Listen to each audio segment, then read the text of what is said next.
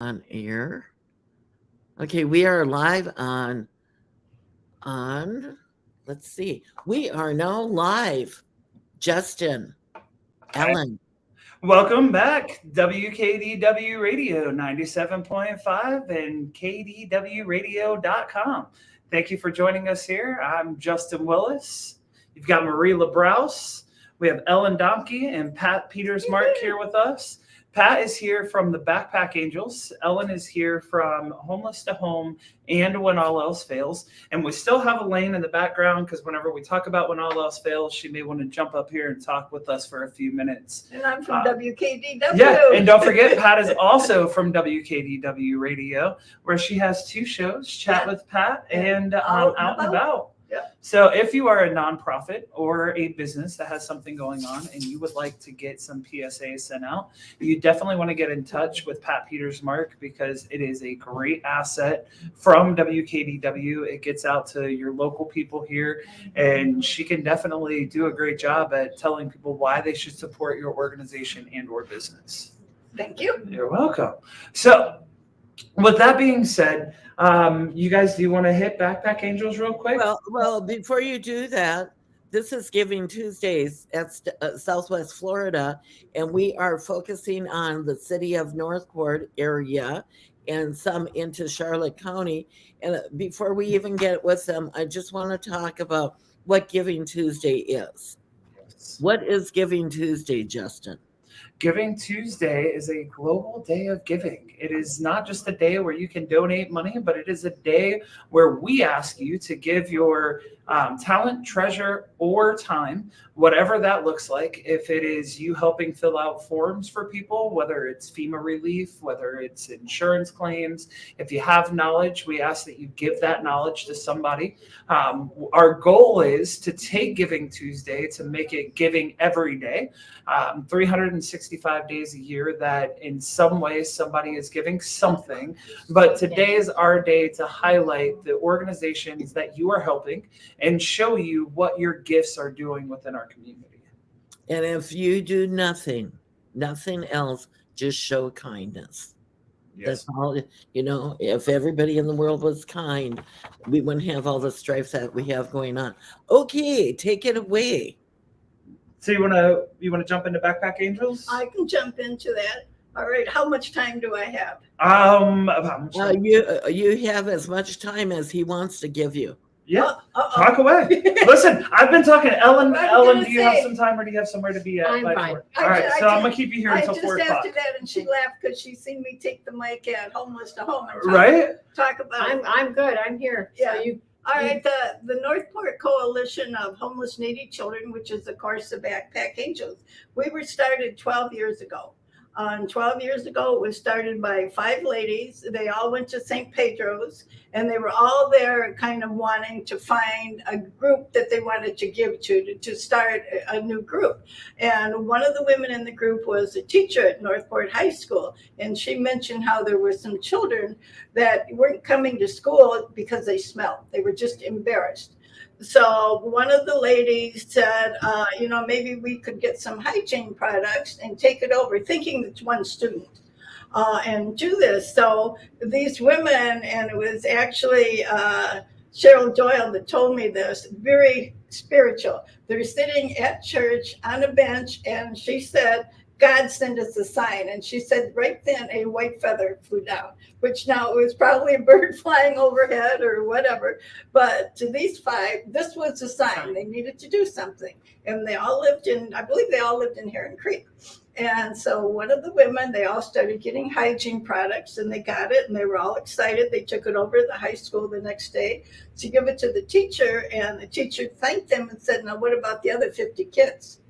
Well, they had no idea that there was that many children in Northport that were homeless. And, when I say homeless, it doesn't mean you're out on the street. Right. They might be on a friend's couch. Mm-hmm. It might be just the parents move around a lot. They don't per se have a home.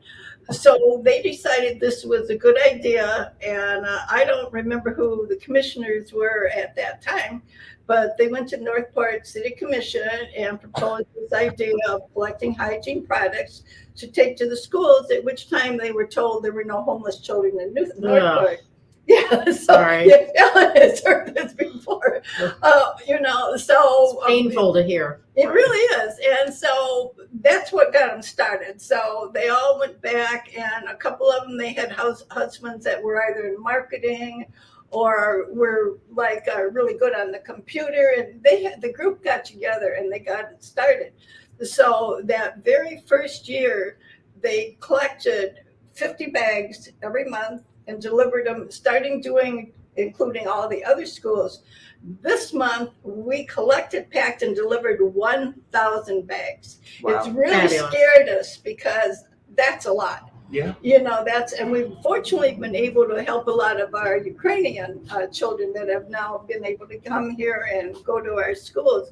So what started, so small has just gotten bigger and bigger. And I always thought, and I had heard about the Backpack Angels. I read an article in the paper, but at that time, I read about it and I thought it sounds good, but I was in charge of the conversation group at the Northport Library. Mm-hmm. And it turns out two of these women were in my conversation group, and the Backpack Angels was going to have a meeting right in the room that we were in. So I had to be out at my group at a certain time. And Cheryl said to me, just stay and find out what it's all about. And I did. So I stayed.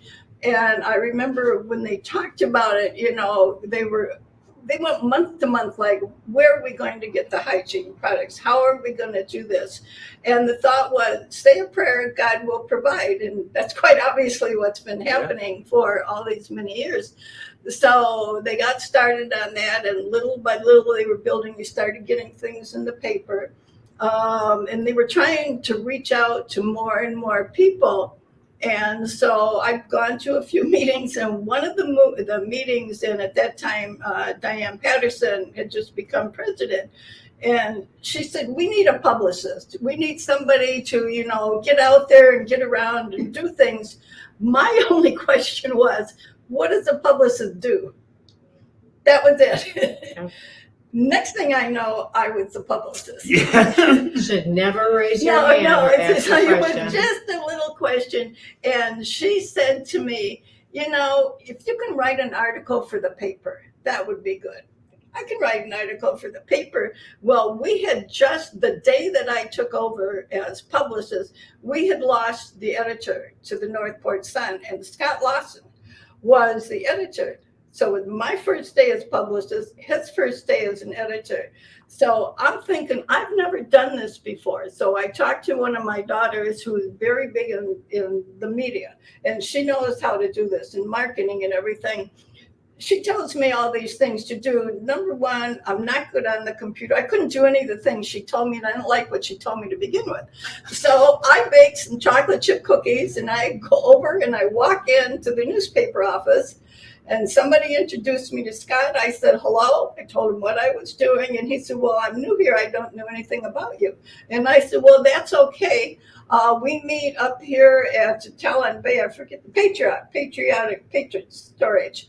And I said, we're actually going to be meeting there. And I said, I'll pick you up on my way and you can see what we do. And that's where we got the publicity. That was back when Jill Luke ran Patriot Storage. Yes. Yep. And he said to me later, I don't know what even made me get in your car and go with you. But, we got up there. It looked like you weren't going to take him anyway. Well, I brought him cookies. Yeah. You fed him. Yeah. So, we got up there and he took some pictures, and he said he was amazed because they've always been very well organized. When we do packing and delivery, we've already gotten all the products. We're sorted into bins. Shampoo is here, soap is here, everything is somewhere else. And then you have your packing. So it's like a factory assembly line. Mm-hmm. The bag goes down, down, down. Yeah, what goes in a bag? We do the large detergent, small detergent. We have different bags. Some are from the preschool, so you got small bags. We got a lot of large bags, and they get a big laundry detergent, soap, shampoo, almost anything that you can think of, products for the girls. We had to quit giving out razors. We found out we couldn't really do that, for the guys to shave. And so it was just so many different things. It was like deodorant and a lot of things that got donated. Like one time somebody donated like 1,000 little things of sunblock. So we added that to it. But there's like 12 different products go in each bag. So there's plenty to do. And as the time has gone on, the numbers increased and increased and increased to we were getting overwhelmed. So that's when actually I remember when I went to the first homeless and Ellen asked me if I wanted to take the mic. You notice she doesn't ask me anymore if I want to. She just walks in. I just give it to you. Right. So Yeah, you get the same treatment I get in homeless to home. We don't have a choice. She walks over with the mic and just says, "Here." And I know if I'm tired or I can't talk or I don't feel good, I can just get either of you the mic and you can run with it. We're gonna talk. We'll take it a walk. And then, we started getting more volunteers. So I would say to people like LaCosta was one of them, do you have a grandmother's group, which they did. So they would invite me to talk. And almost all of our parks around here have invited me to come talk. I go to the Rotary, it's invited me. And so we just kind of spread the word. And the more that the word got out, the more we were able to get the products. And we also have received a lot of grants. So that's what really kept us going was the grants right now, because obviously we haven't been able to do fundraisers. And it seemed like every time that things got really bad, I always think that like God intervened and something happens, because like during COVID, we were meeting in the park and, freezing sometimes, and either we're too cold or too hot. There was always something going on there. And one of the volunteers, Sandy Dinner, came up to me towards the end of things, and we still couldn't get back in the library. And she said, my husband is an officer at AmVets 312. Would you guys want to have your meetings there? And I said, well, what would it cost? And she said, nothing. Yeah. So we wound up meeting there, and we do hope to be back in there by February. But that's awesome. That's really the Backpack Angels. It's been a special thing, I think, to me and to everybody, because we don't meet the children. When we deliver them to the school and the social workers, they all know who they are, and they know who gets them. And every now and then we'll get a thank you note or something from maybe a parent or one of the kids. But we have a couple of things that happened that really I thought was great is we have blue T-shirts that say Backpack Angels. So we wear them when we're doing packing and especially delivering to the schools. And I had stopped at the grocery store one day, and as I'm checking out, the cashier said to me, honey, can I hug you? I'm not a hugger. So I go, yeah, okay. And she said, you know what? Backpack Angel saved my life at one point. She said, we were getting bags, and that's what got my children through. And another time, we were actually at Boca Lupas. And the guy that waited on us, we had on our shirts, and he was saying, I quit high school, and then we started getting the products, all your hygiene products. And he said, I started feeling better about myself, returned to school, and now he was going to college and working his way through. So those are the things. It's for the children. So. Yeah. And anybody that wants to donate to Backpack Angels, we're on Facebook. You just call up Backpack Angels, hit the donate button, and you can go to our website, which is www.backpackangels.org. So that's it. Elaine has a question. I have a question. Yes. So the mobile home parks, though, were really hit pretty hard. Yes. Do you still have a base of people who are able to help you, or do they need help? They need more help than that. We've been able, fortunately, and we just got a grant from Heron Creek. We've been able to get enough grants that we're buying the things right now. And that's why anybody that asks me to come talk about it, we usually can get either a donation or we get the hygiene products. Every month, homeless to home, somebody comes in with Rural bags. Civic Association. Yeah. Yeah. So tell them about the symphony. Oh, yes. Yes, the Venice Symphony partnered with Backpack Angels about 4 years ago. And what they did is at the Homeless to Home, I met this woman, Trisha Cook. And this is all about networking. Yeah. Trisha's a great lady. She come down and chat with Pat too. In a couple Yay. ways. Yeah. So what they do is she also belonged to the Venice Symphony, and Trisha and she just happened to sit at my table one time. We started talking, and from then on, she always sits with me, and we just became good friends. So I told her about Backpack Angels, and she went to Sharon Lonsdale, who is one of those in charge of the Venice Symphony, saying that we need help. So what they're doing this year, and it's going to be December 16th and the 17th, which is on a Friday night, a Saturday afternoon, and a Saturday night, is all of their ticket holders for the Christmas show. It brings a hygiene product for the Northport Backpack Angels, which to me was pretty special anyway, that Venice would so much go out of their way to help the children in Northport. So they decided to do that, and then I have organized enough volunteers that we will be in the lobby before the shows collecting hygiene products. And last year, we came back with at least 6 carloads full of hygiene products. I mean, it's just pretty special the way this has all worked out. So we're doing it again this year. Networking at its finest. It That's really is. That's what's so great about the Well, it's homeless a good to home. segue into homeless I to was going to home. say it's so So great. tell us, Ellen, what is Homeless to Home? Homeless to Home is simply an opportunity for we host a luncheon once a month. It is the third Tuesday of every month. We alternate between Heron Creek Country Club and Plantation Country Club, and we provide a lovely luncheon for all the nonprofits, city commissioners, police departments, nonprofits, interested civic and community people, just lay people who want to know what to do, churches, Salvation Army, Jewish, Jewish Family Services. Jewish Family Services. We get together with about 80 people, and we provide a speaker and a free, wonderful luncheon. She's underestimating herself. It's normally between 100 to 150. On the slow days, she gets 80. Well, but what we do is they get to meet each other. I will say, please go make a new friend. Yeah. Go sit at a table where you don't know someone. It took me 2 years to break up the Backpack Angels.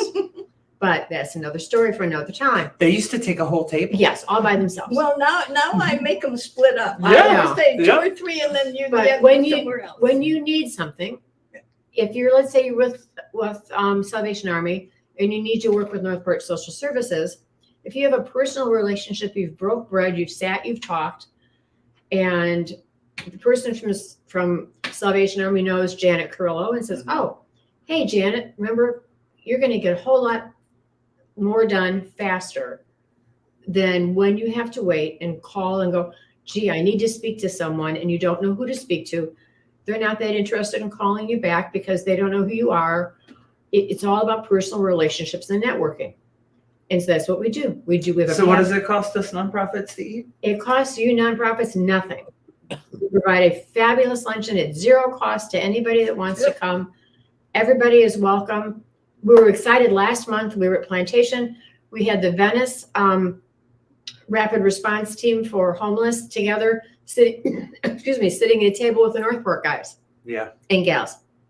And they have an opportunity to share some information. We're trying to find out who does what isn't being handled, what's not being addressed. There might be 40 different groups doing this and no one doing this. Yeah. So if you're a mother or a family with homeless children or struggling, there's more opportunities for you, let's say, than if you're a single man. So we're trying to come up with some opportunities. So that's what we do. One of the coolest things about Homeless to Home, I've gotten to be there since our very first meeting, and I can't wait until it's Tuesday and we're going to lunch. And I know it sounds like I'm just excited about the lunch, which I am. It's great food. It's good food. But what is amazing is at the end of it, she does what's called pass the mic. And you've heard Pat and I both talk about it. We monopolize time. That's just what we do. Hand us a microphone, we're going to talk forever. But the coolest thing is when people used to get up there and they just gave their 30-second speech and everybody just moved on. And Ellen came in one day and she's like, I don't want to hear your elevator speech. I've heard it enough times. I want to hear, what is the issue? What is an issue What do that you you are dealing with that you can't solve? Tell us, what is the problem? And it started this process where we started talking about, what is our biggest struggle at the moment? What is it that we're having difficulty dealing with? What is that client that can't get funding, and what is the why behind it? And what is so amazing when she forces us to do this, when people remember what we're there for and they really just connect in the way that it's meant to be, people walk out of there with the problem solved, whether it's somebody handing a check, whether it's somebody finding the time, mothers helping mothers. I got up one day and I was talking about the fact that we needed a car for one of our clients, and mothers helping mothers, by the end of that meeting, had money in my hand and said, go buy the person a car. And that's what it really is about whenever you walk in there, because you can walk into a luncheon and you can listen to people talk, and we get to learn some great information because there's a presenter or a speaker that Right. tells us about their organization, and it's great. Most people just get up and leave at that point, not at Homeless to Home. I feel like we all wait for that last 20 minutes Right. of the day. Like, we've enjoyed the lunch, we've enjoyed your presentation, but let's get to the meat and potatoes and Yeah. see what And problems we are try going to be help solved each today. other. And you Yeah. know what I remember, and this was, and I think you were there, it was a few years ago, it was just before Christmas, Mm. and Vanessa Carazon. Yes, I was just going to talk about that. Oh, you want to go ahead and? Oh, and she stood up and she said, we have 5 or 6 last minute families in Northport with no Christmas. It was the December meeting. It was a week before Christmas. When she left that meeting, she had everything, including bicycles for the entire Yeah. families. She left, and she's hard to make speechless. Yeah, And she left speechless. I'm pretty sure that's the day she left in tears. It was a Yeah. day where problems were handled. We all left in tears. Yeah. You know, there's such a great group of people. They all get together, we solve a problem, we can postulate on the things that bother us. We're all terribly interested in workforce affordable housing. We're not only dealing with Homeless to Home, but we're dealing with people with one foot on the banana Yeah. peel, of which is an awful lot of people. Yeah. Right now, all it takes is one Ian, one illness, One flat tire. right, to knock you off the rails. And so we're all trying to get together and figure out what we can do to help the situation. And there are so many great groups out there, and I'm excited to bring them together. Yeah. That's what makes me feel really good. It is sponsored by the Stephen and Jean Marone Foundation. So we're very grateful to Janine and Stephen. We are not asking for money, Homeless to Home, because we don't require. We ask that you give to our groups, that you support a group. If you'd like to come to a meeting, if you don't know where you want to be involved, and Yeah. you're new to the community, come to Homeless to Home. It's Mhm. one-stop shopping. Yeah. You can test out, you can try on 14 different dresses and see which one fits. You Ain't can that the sit with truth? people. I mean, we find that a lot. Ellen, I have to, and I'm interjecting here, but I have to say that I'm blown away and I've missed coming. I do get the invites, but I haven't been going out too often. And I just think that it's probably one of the most unique Yeah. event that I've been to in the nation, because I've been around the country to different things. I think what you guys have done should be a footprint for others. Amen. Well, we're happy great. to help Yeah. others get started if they'd like to. You know, It's I- not- Yeah. Yeah, Right. have you had anybody approach you about joining? Well, I don't know how many people out there in other areas of the country know about it. No, and that's where you can take your Giving Tuesday connection and possibly connect Ellen in with the right people to be able to kickstart something like this in another area where there is a drastic need. you know, like And that's- other states and cities. could Correct. start it. You know, what I really, and when you were talking about everybody helping, last time Larry Grant was the speaker about Awaken Church and the food pantry. Well, as I was leaving, there was a lady at the table behind me, and I had gone over and talked to Larry, and she said, "Do you know him?" And I said, "Yes, I've known him for years." She said to me, "Do you have all his information?" Because she had written down, she belonged to a church in Northport. And she said they had people that had no idea where the food pantries were. Where did they go for food? Where did they go for help? And she said she was so glad she came. And I don't know what group she was with or who she came with, but she didn't know we had food pantries. Yeah, one of my favorite luncheons that she does is at the Loveland Center. Once a year we go to the Loveland Center. And it's cool because we don't pay all year long. Yes. And then once a year we're asked for $10 to to be able to donate to the Loveland Center. And it doesn't go to the Loveland Center, but it goes directly to those who are preparing our food, who are serving us. And to see them get so excited, and every year the group tells us about themselves, and it's so funny because you hear things that you were not expecting to hear, and they get so excited because somebody wants to hear them. Somebody wants to be a part of what they're doing. Just explain what the Loveland Center is to our audience. The Center is a community for special needs individuals, people with mental handicaps, mental developments. They're adults. They're all adults, and I'm saying we from When All Else Fails, but we've dealt with a couple of mentally handicapped individuals through what we do as our program. And the one thing that you notice that Homeless to Home does for the Loveland Center is it allows them to feel appreciated. It allows them to feel loved. Yeah. It allows them to feel seen. Yeah. And it allows them to feel acknowledged. Yeah.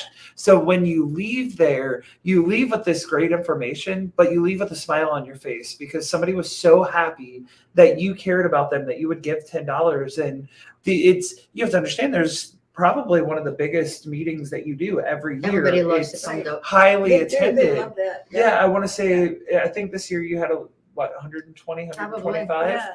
And it just, everybody leaves with a sense of fulfillment from that one. Like we leave with a sense of fulfillment from every luncheon Right. in its own way, but we feel like you can tell we both fight over the mic, can't you? Yeah. We interrupt each other. 2 years ago, I feel like we have all the kids line up on the stage, I call them kids, but the adults that serve us line up on the stage, and we hand them their chips. They each get and they're very excited to get money. Oh yeah. That happens very rarely. And we give them the mic and they can say whatever they want. Well, they have someone from Loveland standing on the stage with them, and I handed this young man the mic, and she had a funny look on her face, but he took the mic and he introduced himself and said his name, and then he handed it to the next guy, and I look up and she is sobbing. He doesn't speak. Yeah. Yeah. And so he got up and he had a chance to tell people who he was. So it's not that he can't speak, he just doesn't want to speak until he wants to. I think Ellen just captured something about each of us that work in a nonprofit or an organization. Is that's why we do it. Mhm. It's for those little moments. It's not because we get paid, because we're all volunteers. None of us are getting paid for it. We're serial volunteers. I was just Right? going to say that. Yeah, but Lori it's always says serial volunteer. yeah, but to see when you get to reach somebody who nobody else believes in, or you get to reach somebody that feels completely forgotten. Well, when you Or see you the get to look on their reconnect the face, life. that's what got to me. Yeah. When I saw the look of excitement and joy on their faces, and when everybody at the end, everybody stood up and clapped. Yeah. Oh, they're excited. Yeah. It's a fun day. That was It's just amazing. Well, if you'd like to come to a Homeless to Home luncheon, the easiest way is to contact me, and I will give you my personal home email. It's ELLEN, D as in David, OMKE, and the number 1 at yahoo.com. Send me an invitation with your email, who you are, what group you're with. If you're not with a group at all, and just say, I just want to come and visit, we'll put you on the invitation list. Comes out about the first 2 days of every month. And if and when you want off the list, you can always send us an email and say, take me off the list. Click the RSVP button. Don't be a Justin. Hit the button. Let them know you're coming. Yes. That way the meal is made and it's prepared for you. Don't be a Justin. Don't invite friends without telling her. Just send an email that says, hey, I'm bringing 8 friends with me. He's always in trouble, isn't he? Just send the message. She'll love you. I promise she'll love you forever. We have a really good time doing it. And it's my friend Judy Plakas and myself and Janine. And it's really Judy and I that do all the legwork. Judy does all of the computer work, which I don't want to do any of, not capable of doing, and don't want to learn how to do. And so God bless Judy for getting all the invites out and handling it all. But we do it out of love and joy, and we love Northport and we love South County. And we're trying, and our goal is to get North County to pay attention to South County. And if this was a political conversation, I could be going on and on and on about school systems and school superintendents. And We've worked really hard to boards, avoid those. Yes, I'm not allowed to talk about that today. I So think he's going to the next county. yes.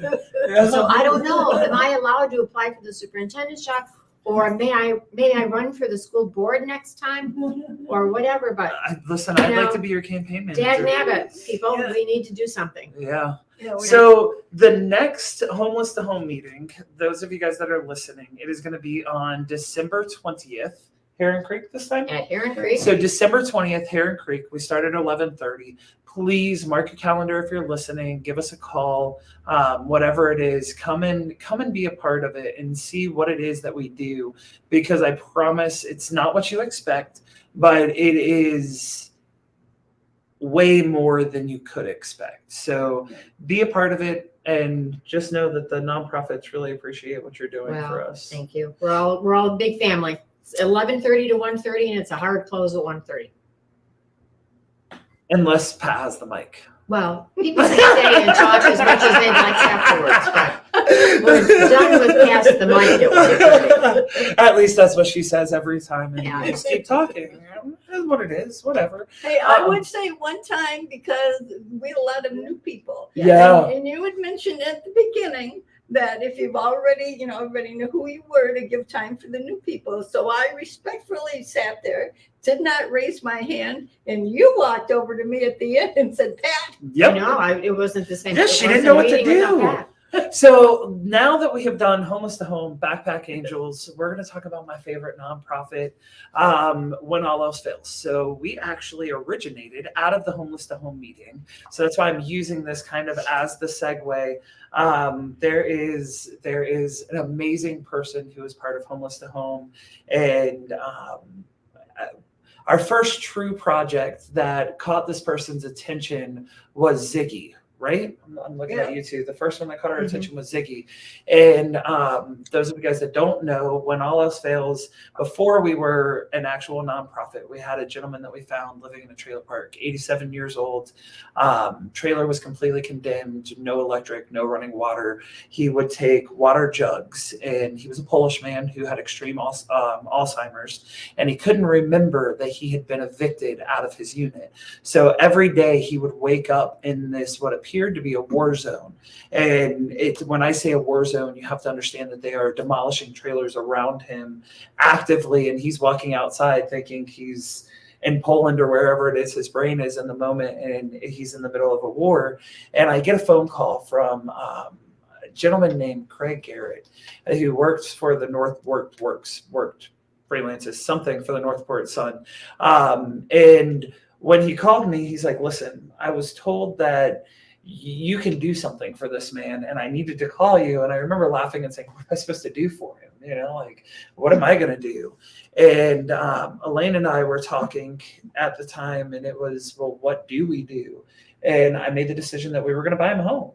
That's what we were going to do. We're going to buy him a home. We're going to put him into it, and we're going to raise the money, and it's going to work. And they kind of looked at me like I was nuts. I mean, people have to randomly give Justin Willis money, and I have to now go and buy a trailer that becomes an asset that I have to pay taxes on that I didn't think of as I did this. And so we bought Ziggy a trailer. We raised $26,000, give or take. I think it might have been 28,000 is what we had raised. And we had bought 2 trailers and we lost both of those 2 for whatever reason that happened. That one, because it couldn't be in my name and him live in it. And we couldn't put in just his name because what happens if he dies? Now we have to fight for the asset that we can use for somebody else. He had a And credit score of 500. yeah, at 354. He had a credit score of 354. He needed a fight. Yeah.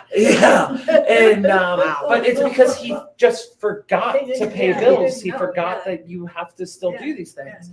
And so we finally found this trailer in this awful little trailer park, and it was the most beautiful little unit, and it was that seafoam green, and it looked like a Key West cottage. And I remember calling Elaine saying, you have to meet me here right now. You have to meet me here.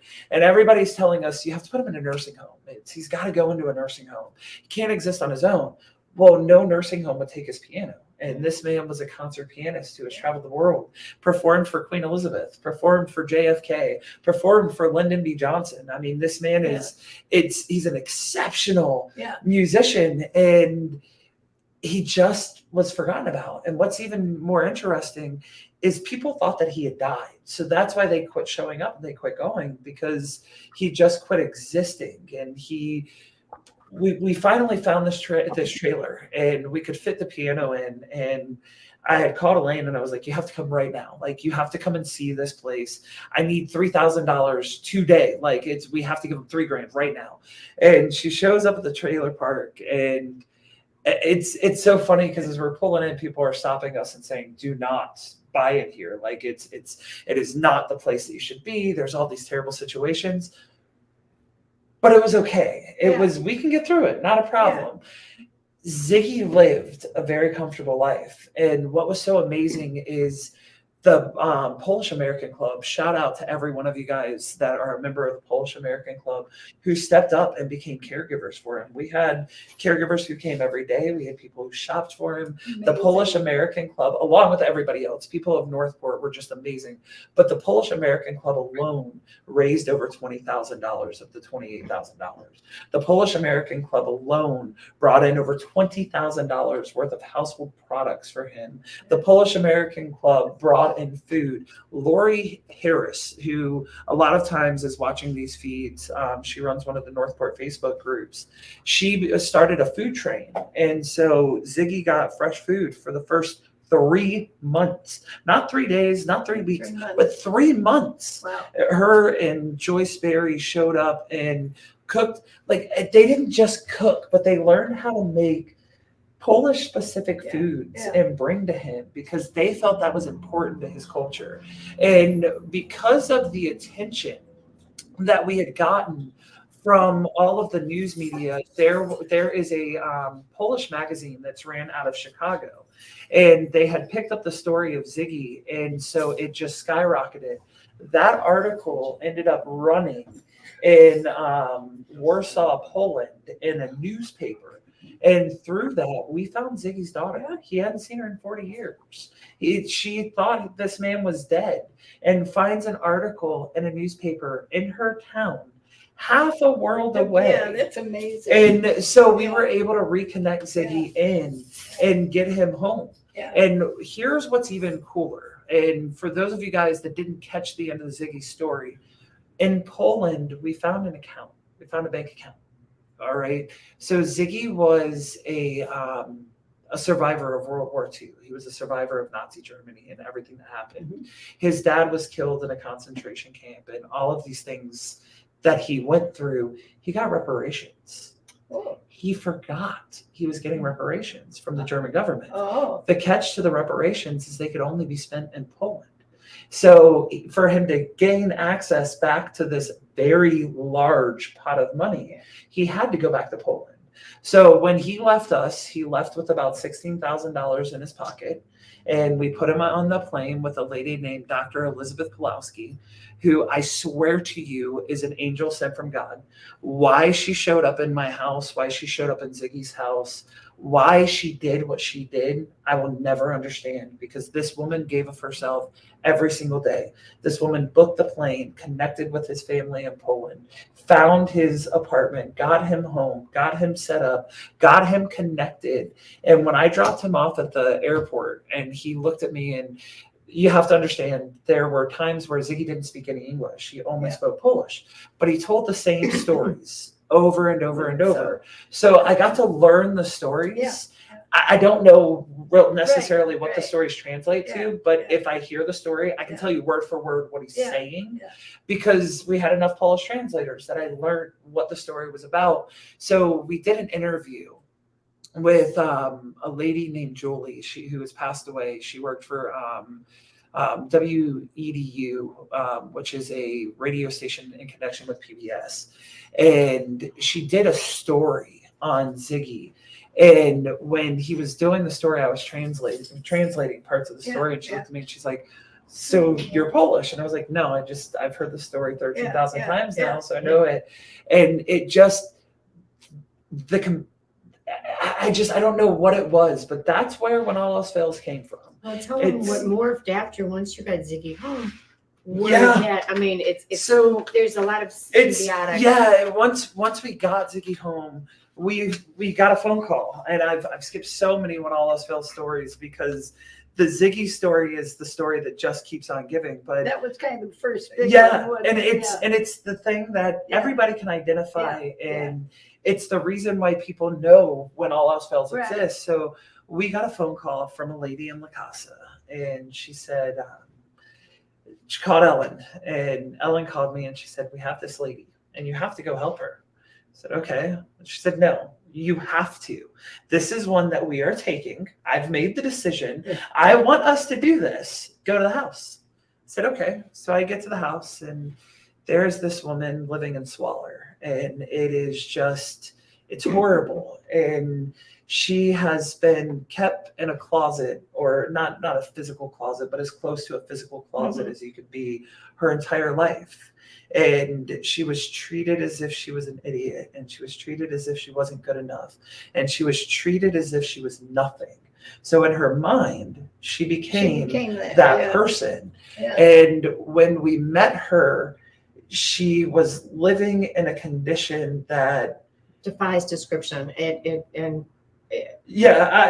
no running water, no air conditioning, no electric, partial electric, because there was partial electric in certain areas, floors caving in, ceilings falling, holes in the bathroom, a non-usable shower for at least 18 months that she was having to drive to another part of the park to shower when she could. And we walked in, and I remember our board has been a little contentious on this one, because Ellen told me I had to. So when I met this woman, I fell in love with her. I don't know what it was about her, but there's something about this woman that I looked her in the eye and she said, "Well, I don't deserve this."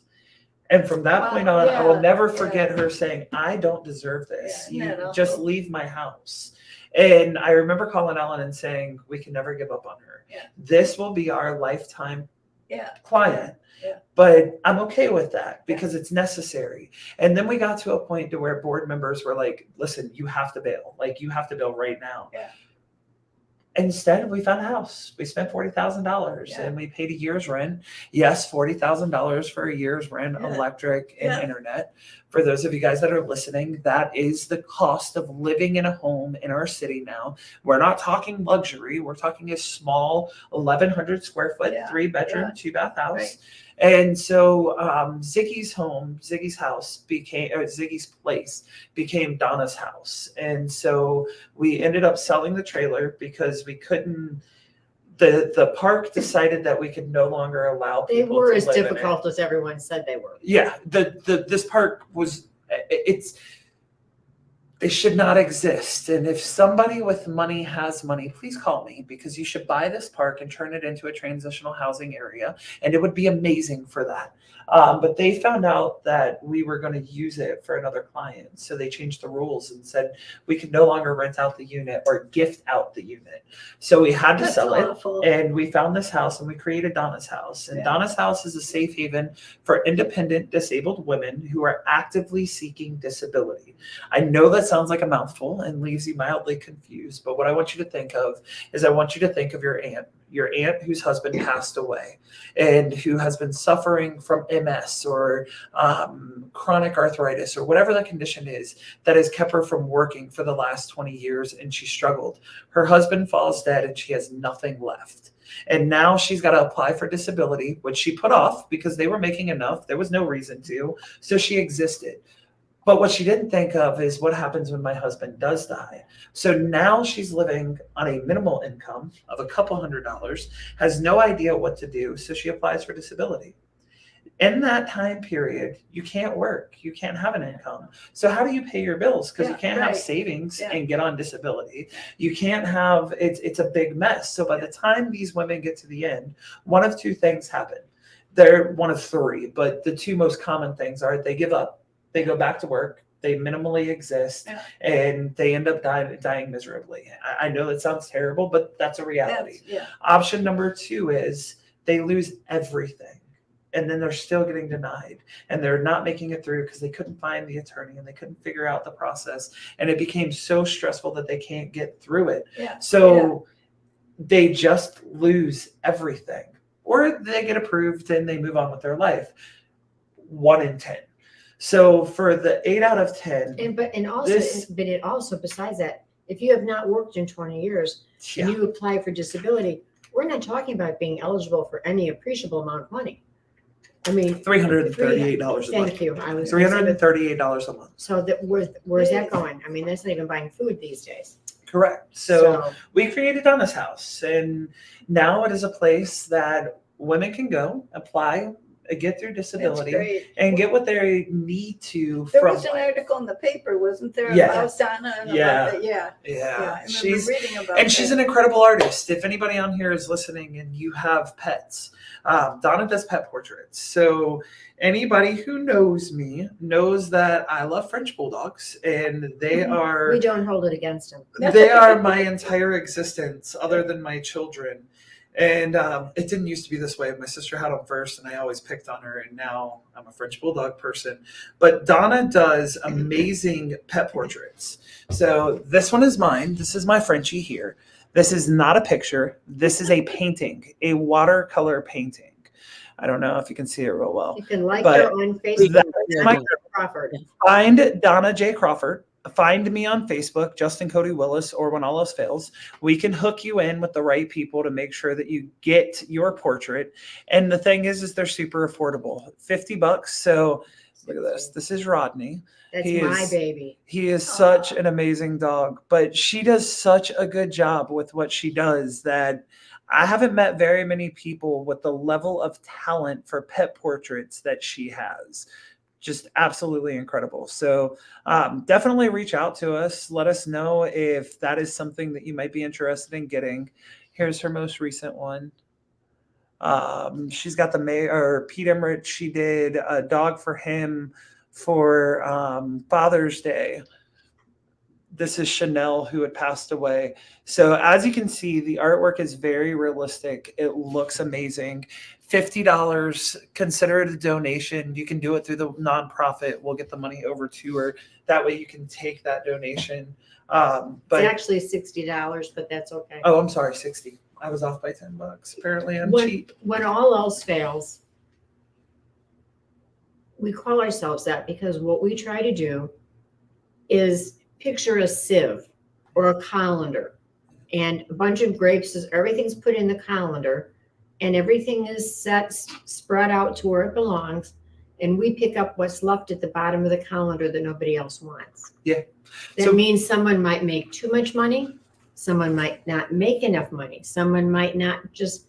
We help the people that don't fit the rigid niches of many of the larger nonprofits who have to have parameters.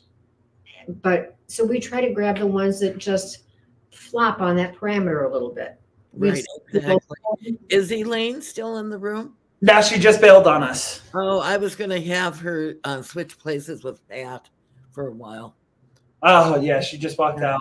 She got But through. it's, you know, I mean, it's, I tell people all the time, we are the catch-all. That's Right, what exactly. we do. It's if you have a client who calls, rather than you saying, "Oh, I'm sorry, I can't help you," and hanging up the phone, Yeah, say, "Hey, right. listen, call when all else fails." Right. Give them our number, 941-218-0303. Now say 941 that slower. 941-218-0303. Aren't But these usually people that there is nowhere else that they can turn to? For so yeah, some quite help? often. I tell so probably the true example of what is the perfect when all else fails client. Yeah. We had a teacher. We have a teacher who has been a teacher her entire life, has a very high-end education, but was taking care of her mother, and when her mom passed away, paid for the funeral. The funeral then turned into the fridge that broke down, and so she couldn't make the payment on the fridge. Well, she consolidated her debt and attached it to the mortgage for 3 years. That payment reaches almost $2,000 or $3,000 a month for her Wow. little house Yeah. until it's paid Yeah. off. Because of the things that happened, she was going to lose everything she had, but she makes 60 something thousand dollars a year, Yeah. where in Northport, $60,000 a year Yeah. 15 years ago was a lot of Yeah, money. but not- $60,000 a year in Northport today No. is next to nothing. It's, I mean, Yeah. we make over that, and my family is often told that we're in the poverty wage, and Yeah. we make way over Yeah. that. But because there's 7 of us, Yeah. they feel that we should be making close to $240,000 Yeah. a year. So it's in that area where if she went to Salvation Army, they can't help because she makes too much Yeah. money. If she went to social services, she makes too much money. It's the individual who owns a business, and they had to pay their business rent first, Yeah. and now their home bills are not being taken care of. They qualify for nothing. Yeah. Because So- they make, quote unquote, Right. hundreds of Right. $1,000s a Yeah. year, but after you pay your Yeah. employees and your overhead, Yeah. they only made $35,000 Yeah. last year. Yeah. They just didn't deduct everything off their taxes, so they can't Yeah. get help. Right. When all else fails, we'll look at your whole situation. Yeah. And we may not give you money, we may not give you an asset, but Yeah. we may give you the resource and the time to get you to where you need Where to be you at. And we understand that our clients that come in, they're not going to be that 3-day client. Right, It's going right. to take us 6 months to Yeah, get them yeah. to where we need them Yeah. at. It's going to take us 5 months to get to the end Yeah. line. When the American Legion called us and said, Yeah. "What are we going to do? COVID has crippled us and we're going to shut down. We can't afford the rent." So we put together a drive-through Barbecue. luncheon. Yeah. And on Memorial Day, when Yeah. they would normally do their free program, we hijacked it and we sold lunches and then gave them all of the money. It wasn't an American Legion project. It was a When All Else Fails project Yeah. that we held at the Legion and just handed them every dollar. They made over Were $12,000. you responsible for the Abby's Donuts too? Yep, A yep. blocking off 41 Yeah. that people couldn't get down the road. For 6.5 You guys. miles. Yeah. So when Abby's a lot of Donuts was donuts. going to close down, we said, listen, we're not letting that happen. So we Right. started a donut drive-through and made $6,000 in less than 3 Yeah. hours Yeah. and ran out of donuts in Blocked the off first traffic. 22 minutes. Yeah. And that's what killed us on the traffic Yeah. is we had made enough donuts for 800 orders. Yeah. And then in 20 minutes, we sold 800 orders. So now we're making all the donuts fresh, and the traffic line backed up Yeah. from Abby's Donuts over here off of Biscayne all the way down past Sumter Boulevard. Wow. And Yeah. what's cool is we have a pattern of blocking traffic at this point. It's not intentional, Northport PD. We're sorry, but people like that. It happens. Sorry. Now tell them how they can give us money. Yeah, so there are many ways that you can donate to When All Else Fails. You can check us out on Venmo. It's probably the easiest for the younger group who loves sharing money electronically. Go to Venmo, search for When All Else Fails, one word. You'll see our logo. It's 3 heart people with When All Else Fails underneath of it. Purple in color for Elaine Emmerich because we had to give her something. So we gave her the purple and the logo. But you can donate on our website at www.waef.info. When all else fails, waef.info. Go to our donate page, click right on there. You can go to our Facebook page, When All Else Fails. It's www.facebook.com/WAEFNP. That'll take you right to our page. You can click that donation site. If you are tech savvy and you can, please use the Facebook link because they charge us 0 fees to transfer us over the money. You can call us up, get a check to us. I'm going to put WKDW on the spot. If you want to stop by WKDW and drop off checks at their desk, what time are they open over here in the office? 10. 10 a.m. They're open at 10. They're normally here until about 2 to 3 o'clock. You can find somebody in there. We used to have a mailing address, but our entire building Yeah. blew down in Ian. Yeah, unfortunately, we lost our building. We had an amazing little office space that we loved Oh, and God. gave us a conference room, but the inside is now the outside, and the What outside. is your phone number again, Justin? Our phone number is 941-218-0303. You're going to get me on the other end, rings directly into my cell phone. If I do not answer, please leave a voicemail and we will get back to you as soon as we can. It's normally relatively quick. If you send an email, please call me as well. Our emails have dozens and dozens and dozens that come in throughout the day. So I do miss some of those sometimes, but I do not miss the phone calls or your text. That number does have texting capabilities. You can also donate on GoFundMe. When All Else Fails is currently working on our drywall project, which we talked about a little bit earlier, but the goal of the drywall project is to get families back into 2 rooms of their house, to provide up to 15 sheets of drywall, mud, screws, and drywall tape. That way they can get the rooms truly sealed in and get people back home. Every dollar that we raise today from one of our digital platforms will go directly to that project to make sure that these families are taken care of. It's definitely, I love what we do.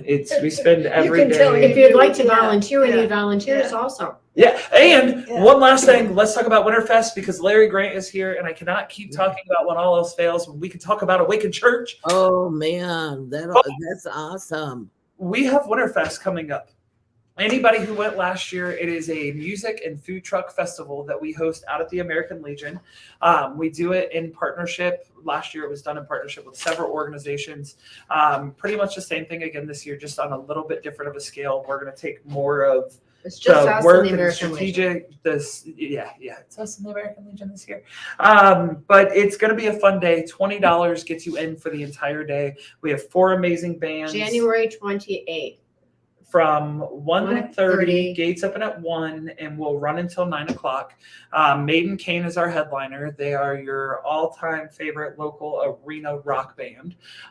We have Paisley Praise, which is going to do Woodstock Rock. We have Ricky Valito, which is an amazing country singer. So the start of the day will be country, the end of the day will be rock. Yep. And then we have Whiskey Corners, which does a southern rock with a little bit of a country twist. So come out and be a part of it. The American Legion will be selling Great beer. food trucks. Yeah, the food trucks are going to be incredible this year. And so Alice White pies. yes, Alice White. come and get your I pies. always got to give a pillow for Alice. Oh yeah, those pies are amazing. Yeah. $5 a slice. Yeah. So Larry's in the building.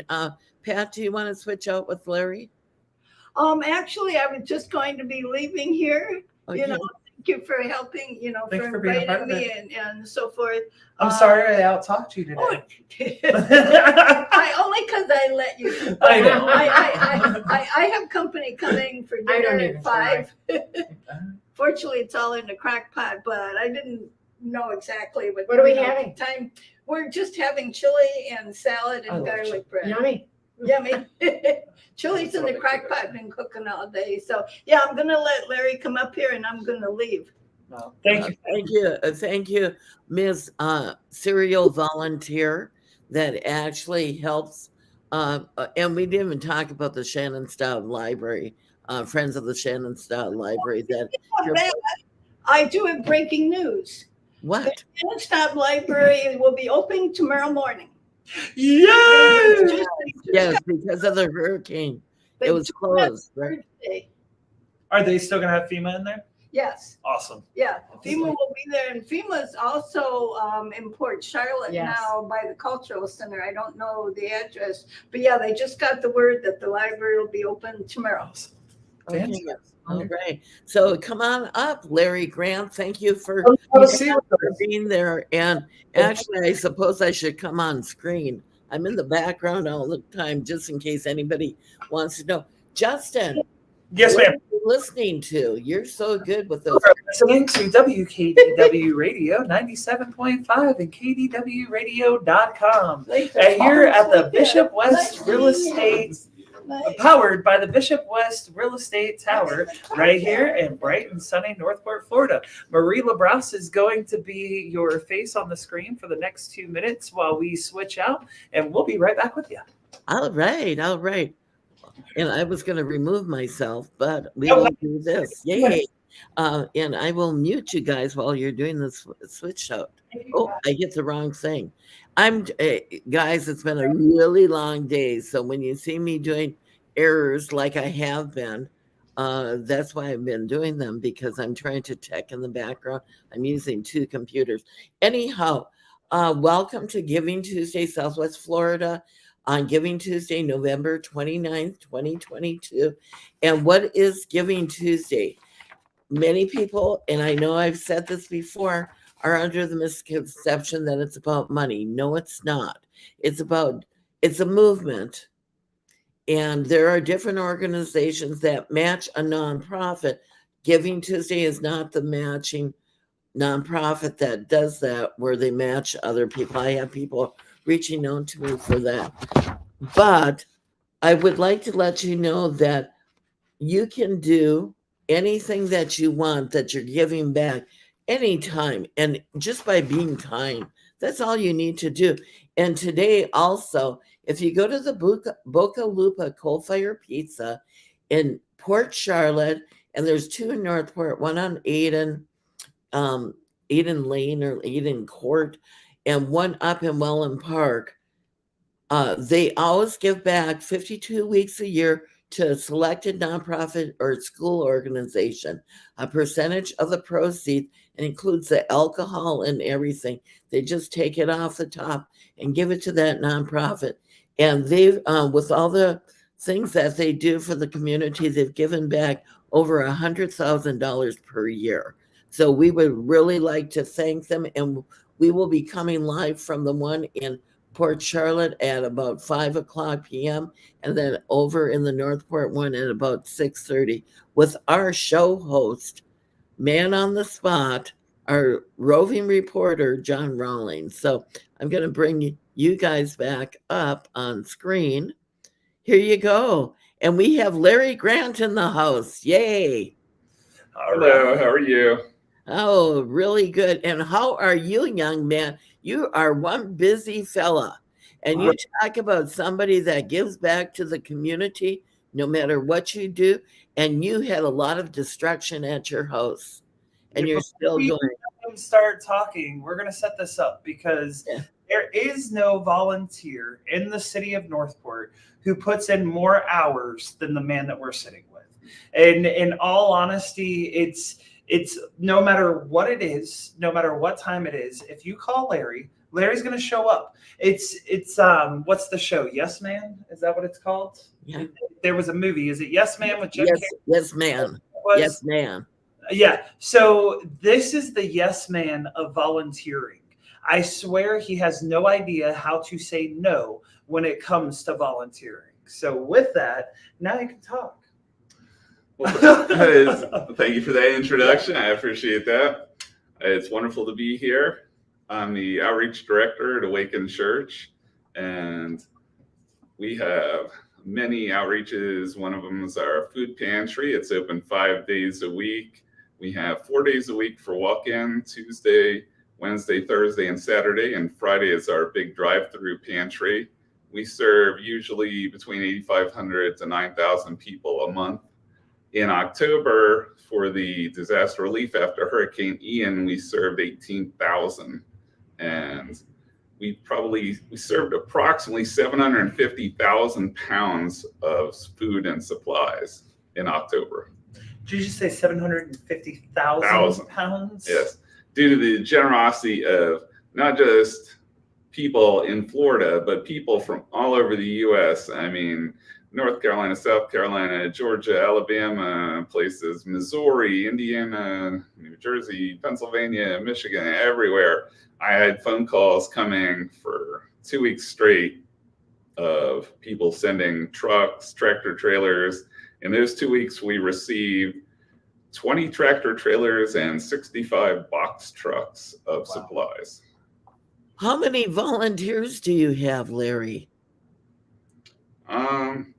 Probably 50 to 60. That's a lot of work to do to unload those.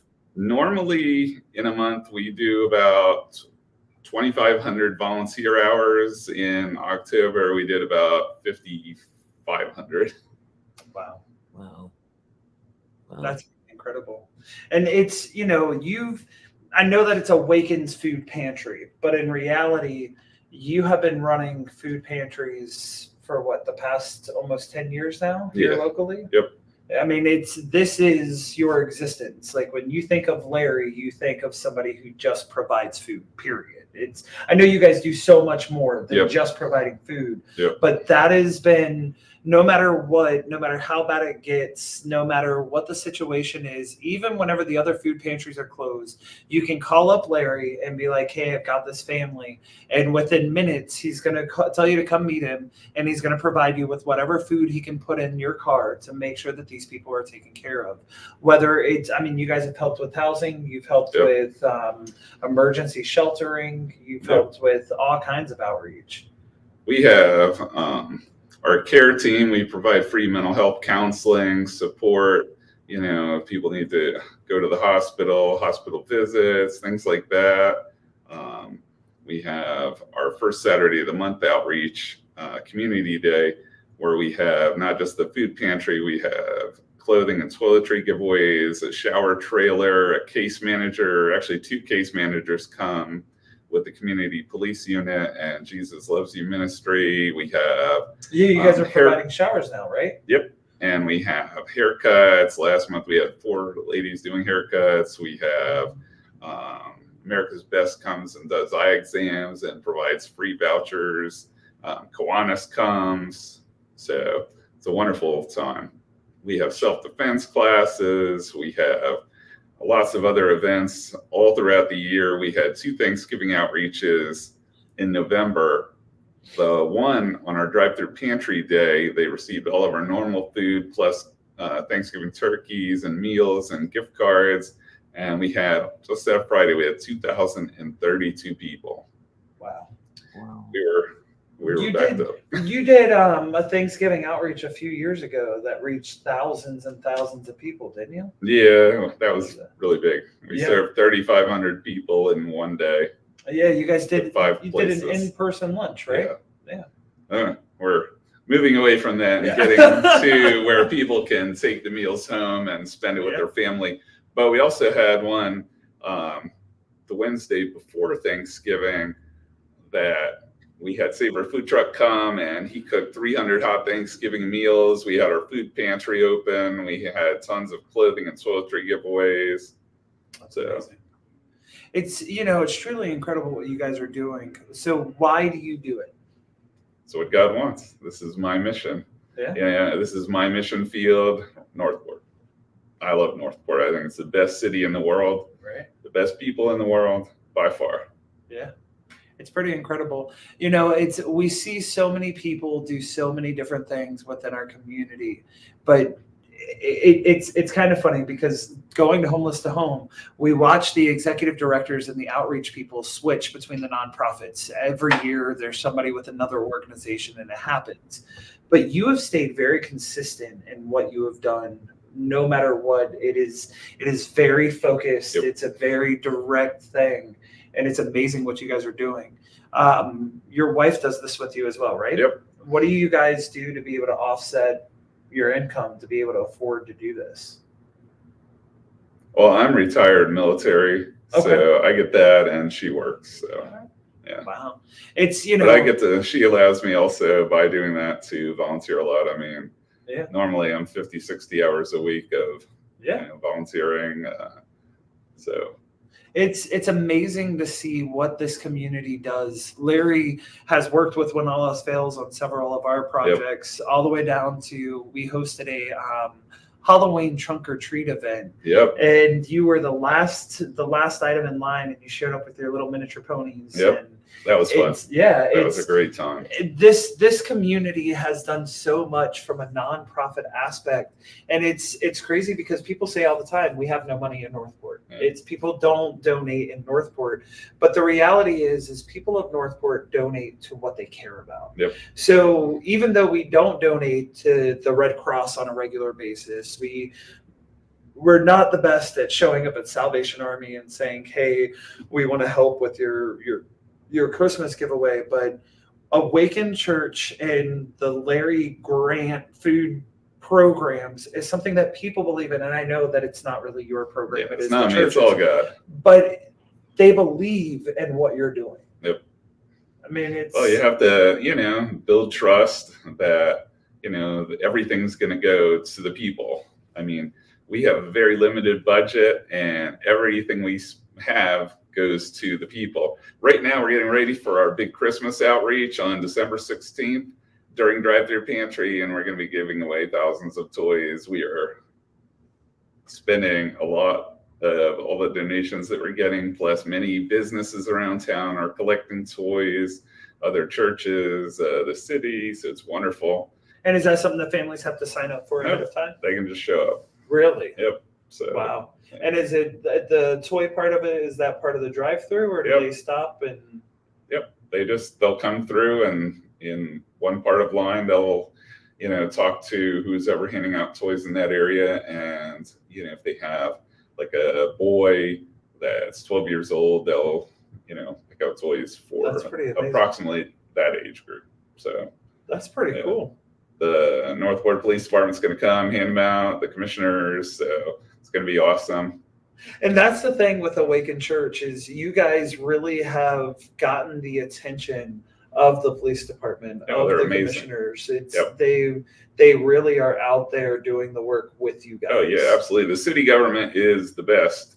I can't praise them enough. I was at Coffee with a Cop this morning, and talking to them, they're always the best. I mean, they have come and helped with our traffic issues because we serve normally 550 cars on Friday for drive-through. Last Friday was 825. So that was crazy for the Thanksgiving, but they're always out there helping us. They've organized it, and they've come out a lot of times just to help us and, work in the lines, handing food out, packing boxes. They did the Stuff Cruiser food drive for us every year. They're just wonderful.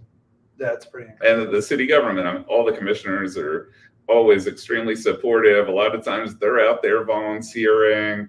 The fire department, they do the fill the fire truck food drives for us. The different city groups, social services, other departments, have done food drives for us or help us in different ways. So it's wonderful. It's funny. So Mayor Langdon is one of our board members with When All Else Fails. But I know on Food Pantry Day, if I need her and she's not answering her phone, I have to show up at Awaken because she's going to be out there. She's awesome. It's pretty amazing to watch the support that you guys give. Yep. I mean, we have all the commissioners come out and volunteer, and it's wonderful. So is the Food Pantry part of what you guys do a nonprofit? Or is it a arm of the church? It's all part of the church. Okay. Yep. So to make donations, they would make them to Awaken Church? Yep. Awaken Church Food Pantry. They can either log on to our website, myawaken.church, go to give, and give under the legacy, not general. Legacy is our outreach ministry funding. And you could also send it to mail a check, 390 Flamingo Boulevard, Port Charlotte, Florida 33954. Or you could come by the Outreach Center on 4940 Pan American Boulevard in Northport. We're right across the street from U-Haul. We'd love to meet you and talk to you, and you can see what we're doing. So that would be great too. And I know he said the word Port Charlotte. So for those of you that are listening that are like, oh, I only donated Northport, the Outreach Center is in Northport. The church is 4 streets from the city of Northport line. So it's not like you're donating to Port Charlotte on the Punta Gorda line. It is a Northport focused organization that just happens to have a Port Charlotte address. Yep. Well, and not only that, though, Larry, I know that you serve people out of Port Charlotte because during a lot of things, there are people that come up to you from our area. Yeah, we're a mile from Port Charlotte across 41. Yeah. Yeah. And the one time I was driving, actually, after the hurricane, my husband and I had to go get electricity because of health reasons. And we were driving down. We were trying to get to my sister-in-law's, but we had to drive by where you do the food handout of the food, and there was a line of cars, and my husband said, "What is that?"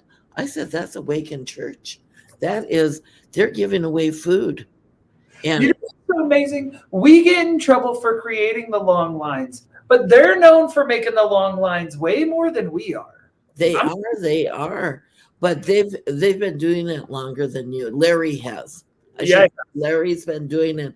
Wherever Larry goes, you look for the line of cars and you'll find Larry behind it, in front of it. Although keep working with the police to keep us off Pan American and 41. And All Faiths Food Bank has been wonderful. They get their truck preloaded the day before and get it there very early in the morning so we can get started early. And unfortunately, our Thanksgiving giveaway, though, the truck had issues and it was an hour and 40 minutes late, so we were very backed up. But again, the amazing Northport Police Department is there. We have a police detail that we hire, and normally we hire 2 or 3 officers. That day I hired 5 just in case, and they were there, and praise God. Larry, you said that you were in the service, which I didn't know because we never normally talk about your personal life per se, and you're retired military. What did you do and where were you stationed? I was in the Navy. I was a nuclear power plant reactor operator. I was stationed in a couple places in Virginia, Orlando, when there was a naval base there a very long time ago, Groton, a couple other places in Connecticut and Massachusetts. I loved it. Most of my family has been in the military. How many years? I was in 8 years. Okay. All righty. So what did you do when you were done with the military? I started going to college at Virginia Tech, and then I worked at GE for a while, and then my wife graduated, and we started raising our niece, and she needed to be homeschooled, so I started homeschooling so my wife could continue working. Okay. All right. And I started. You donate so much of your gifts, and that's what I have to call them, is gifts, because not everybody can do what you do. Larry, you can organize people. You can have and organize all these people that give back.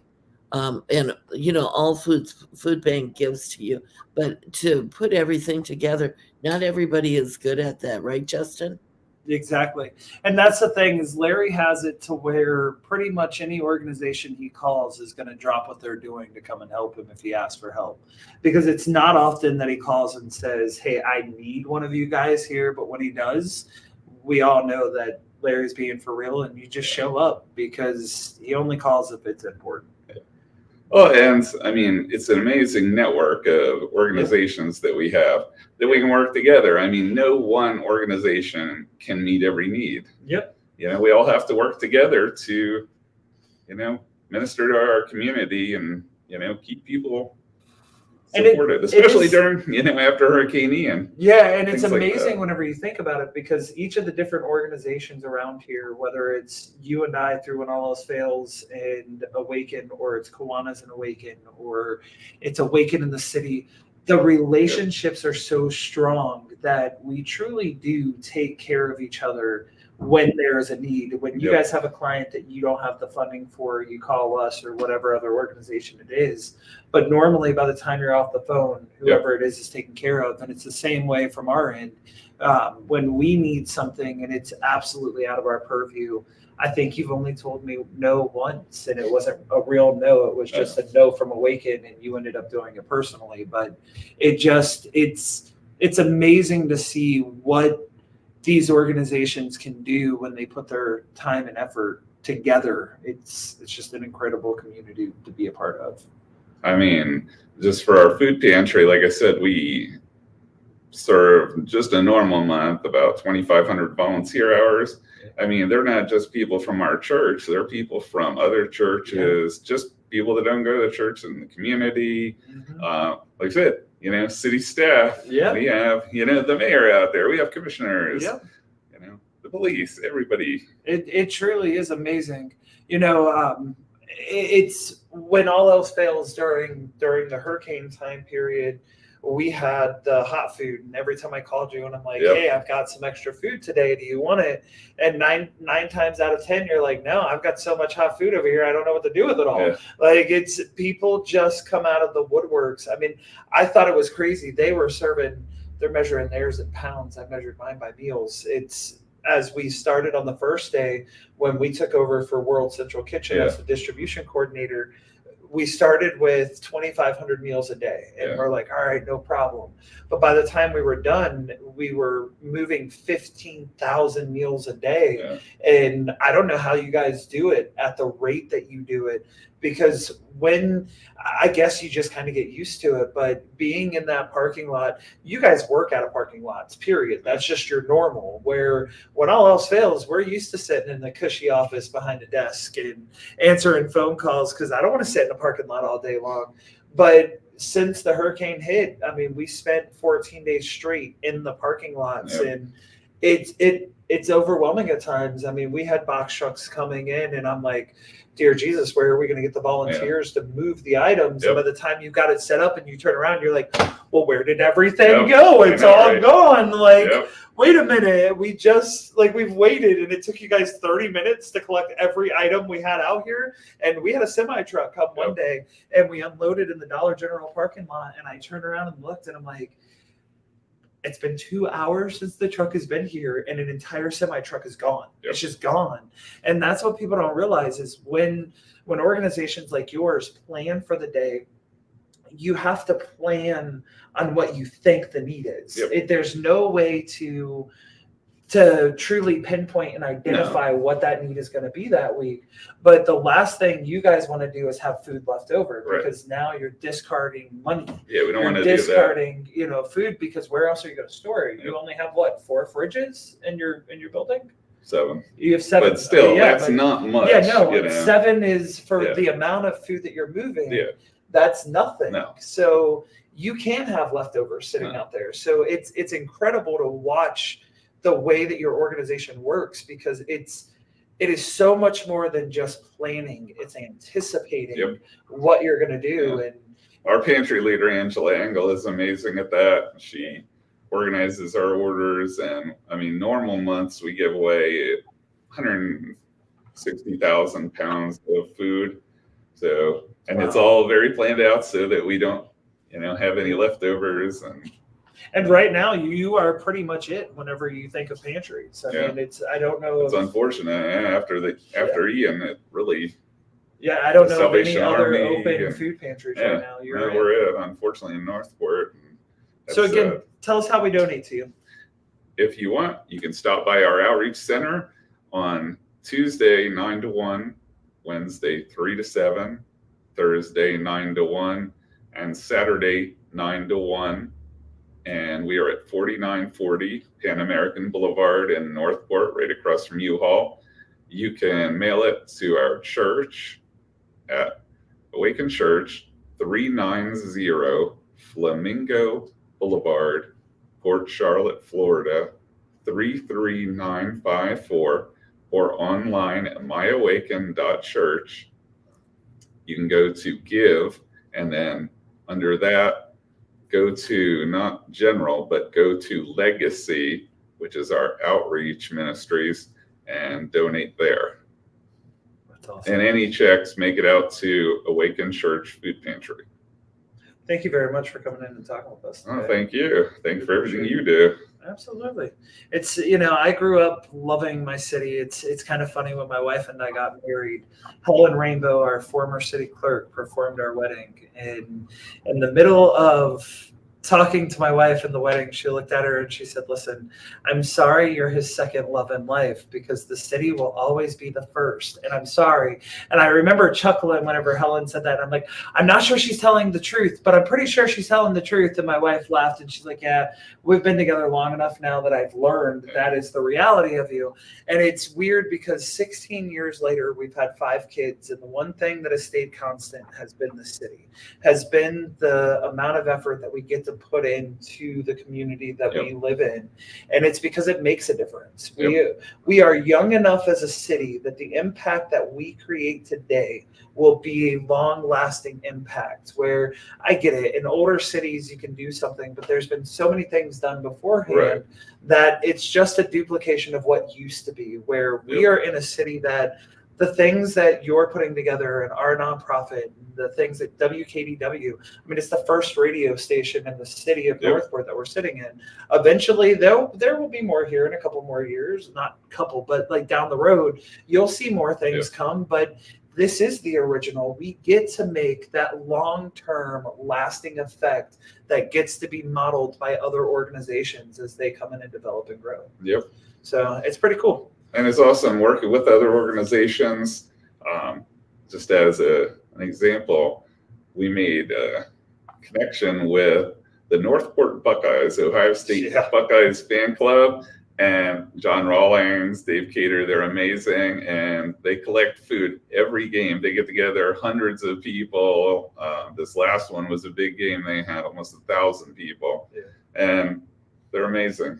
So not only are they amazing with providing food, but they provide money for Kiwanis. They provide toys for Kiwanis. There's so many other organizations. Anytime that when all else fails has called John and asked for help, he has immediately stepped up for us. I'm saying this as a realtor, but honest and truly, if you're looking for a realtor, call John Rawlings. I normally don't recommend other realtors. You can call me, but call John Rawlings, because he makes such a difference in what he's doing for this radio station, what he's doing for the nonprofits through his organizations that he's a part of. I mean, every dollar that he makes, a portion of that's coming right back into our community. So call John Rawlings, and if you don't want to call John Rawlings, then you can call me. You can, and I can give you both of their phone numbers. I wanted to tell you I had to step out of the room because John Rawlings called me. We're going to be going live from Boca Lupa, but this is a man, this is a giving man. Like I said, we are an all-volunteer nonprofit. Anything we do, it's our own stuff. We don't, the radio station does not supply us with anything.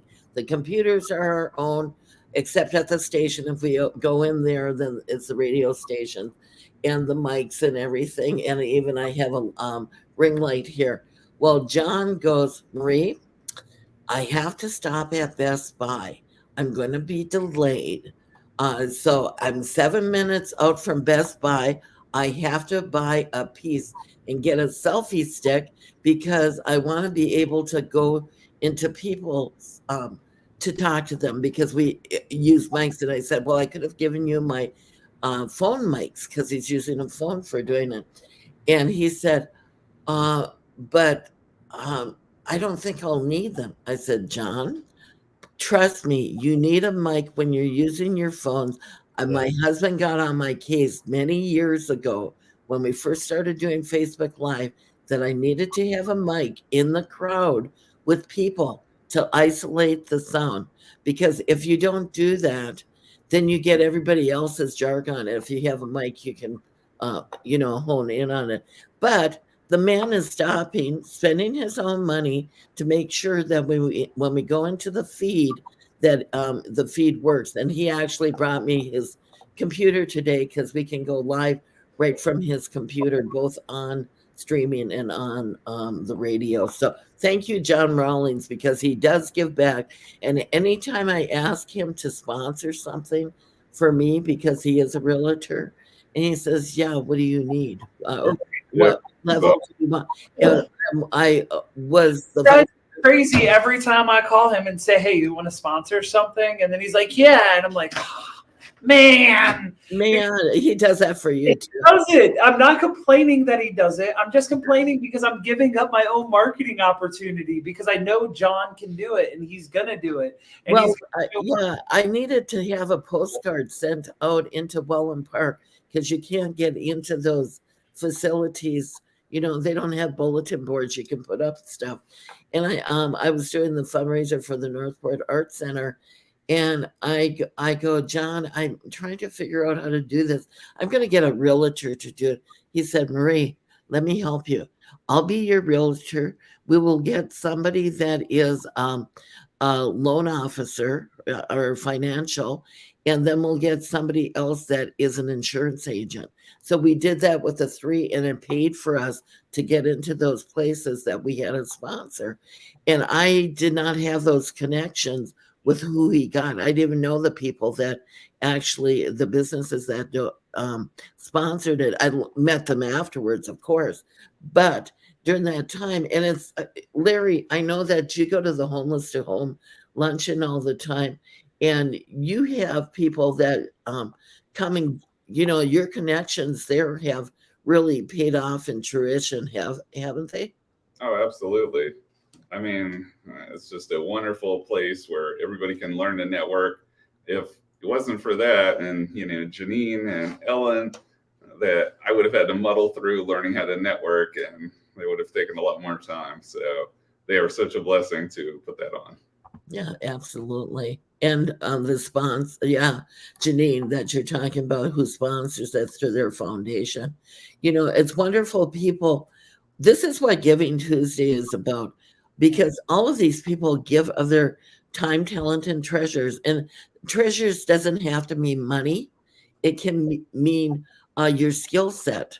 No, Justin, we haven't figured out what your skill set is. However, no, you're actually a good connector. You're not afraid to pick up the phone and connect. And I've been trying to get Justin to actually take over Giving Tuesday stuff for a long time. And I think we could if we just narrowed it down to Northport, right?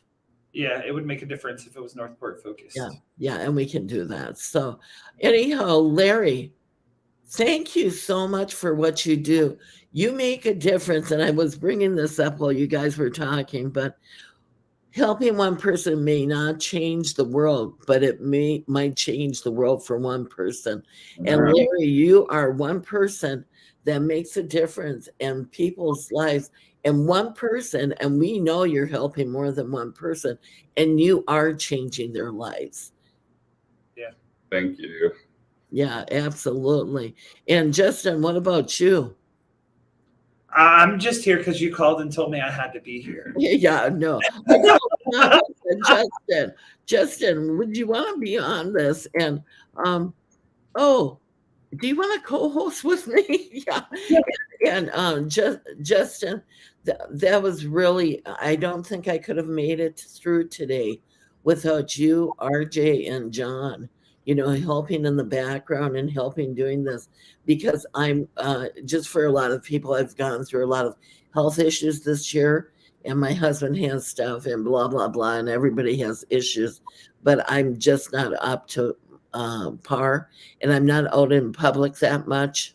So Larry, when's the last time you see me in person? It's been a while, sadly. Yeah. The home all the time. Right? Yeah, it's been a long time. So Justin, you want to wrap us up here? Absolutely. But before we do, Marie, thank you for everything that you do for this community through your outreach, whether it's for the arts, whether it's for homelessness and hunger, whether it's for here at the radio station. You have been a part of this community for a very long time. I remember the year that you did the big, huge giving thing here in the parking lot. You guys had everybody out here. We're going to get back to that point again because it was a lot of fun and it's a great way to highlight those charities. But it's, you have given of yourself, whether it was from you and your husband's business, whether it's from the nonprofit aspect, whether it is the amount of people that you know throughout this world, for God only knows what reason you have met them for, because there is no telling at any given time. Somebody's going to look at you and be like, do you know Marie LaBrosse once sold me a hacky sack on a Tuesday in an airport? And you're like, Marie LaBrosse did? Like, holy crap. Everybody knows you. So thank you for using those connections to do the greatest thing for our community. You're a crazy man. But yes, I am known as a connector. Yes. Yeah, that's what you do. It's, I mean, listen, you're known as a connector and the woman who can win anything. So. Oh, right. And we, I sweepstakes for a hobby, but I haven't been doing it. Actually, we may as well give a gift to people out there that are real big fans of things. If you ever see a sweepstakes in Publix here in Florida, or in where they have Publixes and that. In fact, there's one running right now for the Buck games here in Southwest Florida. Enter those. You can do them by phone. You have to look for the code on the little flyer. Actually, if I was in the other room, I have one that I can show up to you. I've won those. I won the one for here that I won this Super Bowl contest one year, and it wasn't going to the Super Bowl. I think this one is going to the Super Bowl, but you can go to the Bucks game. I've won so many games going to the Bucks and football and car races that my husband has asked me not to enter where I can go to these, because we've been on the field with all these players. So do we have the writers on air coming in now? Yep, they are coming in. Thank you guys. This is WKDW Radio 97.5 and KDWRadio.com, powered by the Bishop West Real Estate Tower. We appreciate you guys for being on here with us. Every one of these nonprofits appreciate you guys for your attention, for hearing us out, and we would greatly appreciate if you can give a donation. If you have any questions on how to reach any of the nonprofits that were featured here today, pop down into the comments, put something in there. Marie or myself will check back and make sure that we get you connected with the right people. Thank you guys very much. And thank you. Merry Christmas to everybody out there. Happy holidays, you guys.